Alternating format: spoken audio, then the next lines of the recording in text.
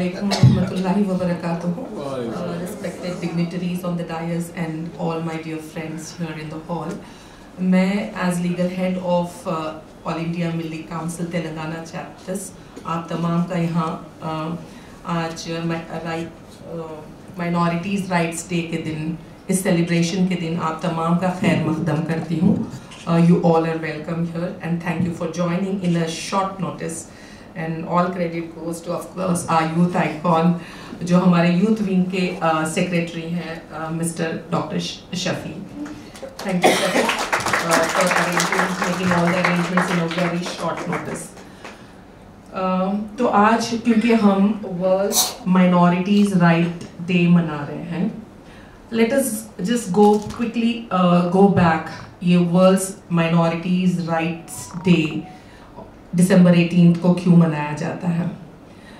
इसका एक छोटा सा इत्तेफाक है जो आज भी हमको तकलीफ देता है. 6 दिसंबर के दिन बाबरी मस्जिद शहीद की गई थी 1992 में, और 2019 में जब बाबरी मस्जिद का जजमेंट आया तब सुप्रीम कोर्ट ने ये कहा कि जो बाबरी मस्जिद की शहादत हुई थी वो इलीगल थी.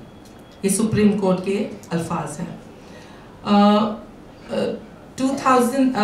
1992 में 6 दिसंबर के दिन शहादत हुई और उसके ठीक 12 दिन बाद यूएन से जनरल असेंबली ने एक डिक्लेरेशन अडॉप्ट किया माइनॉरिटीज राइट्स के ऊपर, और उस दिन से जो है world minorities rights day celebrate किया जाता है. अब थोड़ा कम्युनलिज्म से ऊपर उठ के देखते हैं, समझने की कोशिश करते हैं कि कानून माइनॉरिटीज राइट्स को क्या कहता है और हिंदुस्तान के पस मंज़र में इसका क्या वेटेज है, कॉन्स्टिट्यूशन में इसका क्या वेटेज है, और ये माइनॉरिटीज़ के राइट्स दरअसल हैं क्या. माइनॉरिटीज़ को एक वक्त तक बहुत से लोग नापसंद करते हैं. ये लफ्ज़ जो माइनॉरिटीज़ है हमारे हिंदुस्तान में अब ये एक नापसंदीदा लफ्ज़ हो गया है अनफॉर्चुनेटली. लेकिन यही लोग जो नापसंद करते थे वो लोग जम्मू में जब जाते हैं तो कहते हैं कि हम माइनॉरिटीज़ हैं. ये समझ लें कि माइनॉरिटीज़ ये वो कम्युनिटी होती है जिसकी आइडेंटिटी थोड़ी सी डिस्टिंक्ट होती है. इनका कल्चर डिस्टिंक्ट, इनका लैंग्वेज, इनकी लैंग्वेज डिस्टिंक्ट और इनका religion distinct.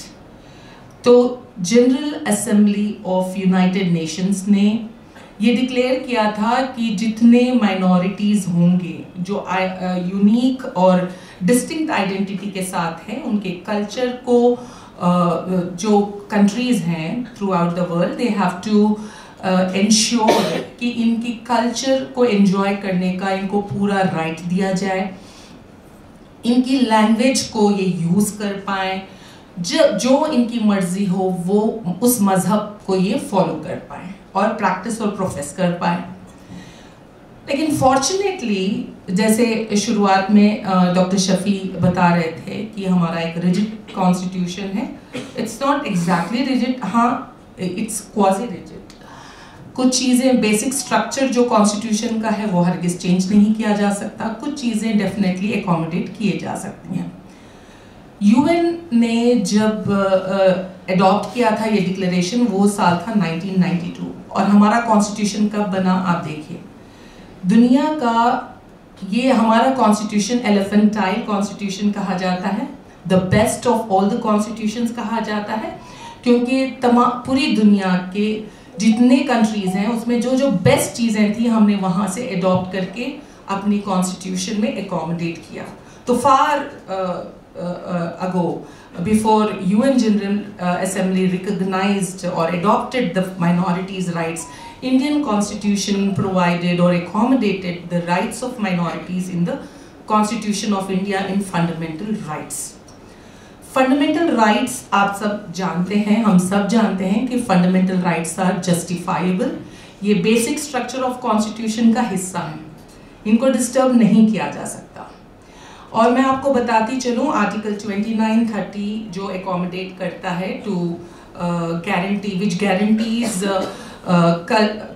cultural rights, of course, which guarantees the minorities to enjoy their culture, to use their language, to practice and profess their religion. ये दो आर्टिकल्स जो हैं विदाउट लिमिटेशन और without restriction है, जबकि दूसरे फंडामेंटल राइट्स जो हैं उसके साथ कुछ रेस्ट्रिक्शंस आती हैं। लेकिन ये जो फंडामेंटल राइट्स हैं माइनॉरिटीज़ के, to establish their own educational institutions and administer the institutions of their own choice, ये जो सारे rights accommodate किए गए हैं, they come without restrictions unless and until ये human rights को violate करते हैं। ऐसे अगर कोई customs हो जो international standards को violate करे तो वहीं पर उतनी ही हद तक इसकी limitation है। जैसे कि एक practice हुआ करती थी सती, वो ह्यूमन राइट्स के खिलाफ थी ना, तो ऐसी चीज़ों को लिमिटाइज किया गया। अदरवाइज अल्हम्दुलिल्लाह we all have the freedom of और to we have special accommodation, constitution of India वो भी फंडामेंटल राइट्स में to enjoy the rights given to minorities. अब हम अनफॉर्चुनेटली उस दौर में हैं जहाँ पर हमारे फंडामेंटल राइट्स जस्टिफाइबल होने के बावजूद, जस्टिफाइबल मैं जब कह रही हूँ तो इसका मतलब ये है फंडामेंटल राइट्स जस्टिफाइबल इस तरह हैं कि अगर इसको इन्फ्रिंज किया जाए, अगर फंडामेंटल राइट्स को आपके पामाल किया जाए या आपसे छीन लिया जाए, you have all rights to approach the court. ठीक है, आप इसकी प्रोटेक्शन के लिए, आप इसको अवेल करने के कोर्ट तक जा सकते हैं। इसको कहते हैं justifiable. So fundamental rights are justifiable in nature and forms the basic structure of Indian Constitution. Unfortunately, जहाँ हमारा Constitution ये कहता है कि minorities के rights हैं और अच्छा मैं आपको तो एक बात ये भी पॉइंट करना चाहती हूँ कि फ्रैंकलिन रूजवेल्ट हम जानते हैं, इन्होंने ये कहा था कि कोई भी democracy cannot survive for long unless and until it recognizes rights of minorities. इतना ज़रूरी है कि minorities को भी डेवलप किया जाए, वरना कोई भी डेमोक्रेसी सक्सेसफुल डेमोक्रेसी नहीं कही जा सकती, ना ही वो फॉर लॉन्ग टाइम सर्वाइव कर सकती है minorities के राइट्स को अनदेखा करके। बट अनफॉर्चुनेटली अभी हम लिंग्विस्टिक लैंग्वेज को लेके बात कर रहे थे और हमारी national education policy also is very favourable supporting the languages, 3 languages का जो है।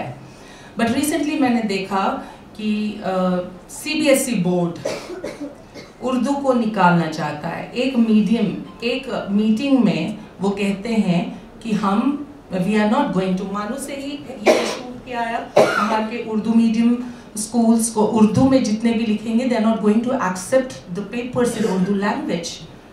This kind of a discrimination we find on the ground. इस तरह की discrimination हम ground पे हमको नज़र आती है।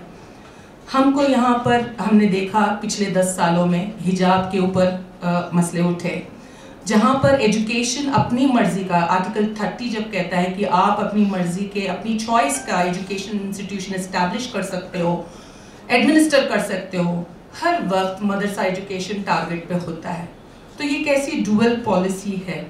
मैं आपको ये बताना चाहती हूँ कि अब इसको हम हमारे राइट्स एंजॉय करने के लिए माइनॉरिटीज़ में सभी आते हैं, सिर्फ रिलीजियस माइनॉरिटीज़ नहीं होते। सिर्फ ये बात तो हमको समझ आ गई कि लैंग्वेज के बेसिस पे भी माइनॉरिटीज़ होते हैं, कल्चर के बेसिस पे भी माइनॉरिटीज़ होते हैं, ये बात हम समझ गए हैं। तो इसमें आ गए Jain, Sikhs, Buddhist, Christians, of course Muslims, India के पस मंजर में मैं कह रही हूँ। तो फिर हमको करना क्या होगा? देखिए 3 लेयर्स हैं। लॉज बहुत किस्म के होते हैं, ऑलमोस्ट 6, लेकिन मैं आपको 3 स्टेजेस बताती हूँ। एक होता है कॉन्स्टिट्यूशनल लॉ, एक होता है स्टैट्यूटरी लॉ और एक होता है प्रोसीजरल लॉ। कॉन्स्टिट्यूशनल लॉ सबसे ऊपर, ठीक है। स्टैट्यूटरी लॉज वो जो लेजिस्लेचर पास करती है। प्रोसीजरल लॉ, इन स्टैट्यूटरी लॉज और कॉन्स्टिट्यूशनल लॉज को इफेक्टिव बनाने के लिए हम जानते हैं प्रोसीजरल लॉज है। तो हमारे जो माइनॉरिटीज राइट्स हैं वो कहाँ एकोमोडेट किए गए? कॉन्स्टिट्यूशन में। तो कोर्ट्स को, सुप्रीम कोर्ट को, फिर कॉन्स्टिट्यूशन ही सुप्रीम कोर्ट को ये पावर देता है जुडिशियल रिव्यू का। वो कहता है कि कोई भी कानून इस मुल्क में ऐसा अगर बने जो अगेंस्ट कॉन्स्टिट्यूशन हो या कॉन्स्टिट्यूशन के बेसिक स्ट्रक्चर को डिस्टर्ब करता हो। अब कॉन्स्टिट्यूशन का बेसिक स्ट्रक्चर कहाँ आएगा? प्रियम्बल में और फंडामेंटल राइट्स में। Fundamental rights form the part of basic structure. अगर इसको डिस्टर्ब करता हो तो चाहे वो कोई कानून हो, the courts have the power to declare them null and void, ultra vires. मतलब उसकी कोई वजूद नहीं हो सकता ऐसे कानून का, ऐसे कानून को लागू ही नहीं किया जा सकता। इस एक बेसिक प्रिंसिपल के होने के बावजूद हम देख रहे हैं कि there's lot of discrimination। तो इस वक्त जरूरत ये है कि सिटीजन्स, लोग एनलाइटन हो, लोगों को अपने राइट्स का पता चले, लोगों को ये पता चले कि आपके राइट्स का कितना वेटेज है। अगर सिर्फ पार्लियामेंट में कानून बन जाने से वो आपके फंडामेंटल राइट्स को नहीं छीन सकते, तो हम सबको पहले ये एनलाइटन होना होगा कि कोई भी कानून जब बन जाता है तो हमको उसको अपने ऊपर मुसल्लत करना जरूरी नहीं है। वो लॉ पलट सकते हैं, they can be challenged, they can be removed if they are against the constitution and basic structure of constitution. तो इसी बात की नोट पर आई टेक द लीव कि कॉन्स्टिट्यूशनल जो माइनॉरिटीज राइट्स हैं, they have a place in fundamental rights, basic structure of the constitution में इसको जगह है।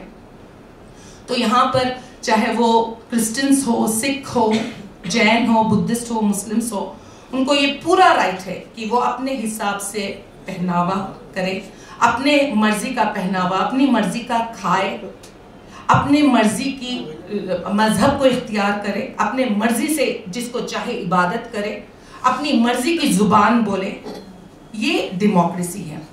और याद रखिए, क्यों मैंने आपको क्यों कोट किया जनरल असेंबली के, यूएन की जनरल असेंबली का।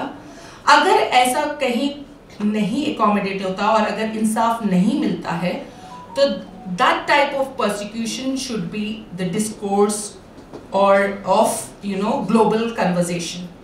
ग्लोबल कन्वर्सेशन में इसकी बात करनी चाहिए। So we have all the rights, we are no weak. ये हरगिज मत समझे कि कहीं हमारा वजूद ही नहीं, हमको करना क्या है, बल्कि हुकूमतों की ये ड्यूटी है, ये रिस्पॉन्सिबिलिटी है इंश्योर करने की कि वो हमारे कल्चर को, हमारी लैंग्वेज को डेवलप करें। Thank you so much. जज़ाकल्लाह।